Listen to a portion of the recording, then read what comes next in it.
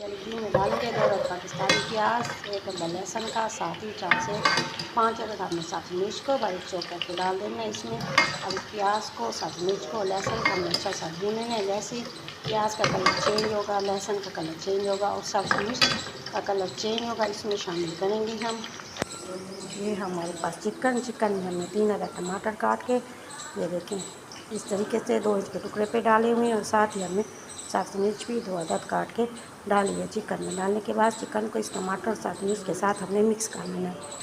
जैसे ही प्याज का कलर चेंज हुआ इसमें हमने करेंगे चिकन, टमाटर और साथ मिर्च को और चिकन की हमने करनी अच्छी सी बुनाई ताकि हमारे चिकन का कलर वाइट हो जाए। इसका अपने ब्लड है चिकन का वो खत्म हो।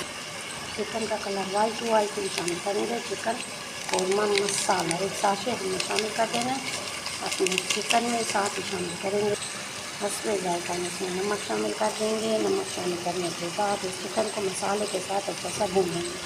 चिकन मसाले के साथ अच्छी सी भून चुकी है। साथ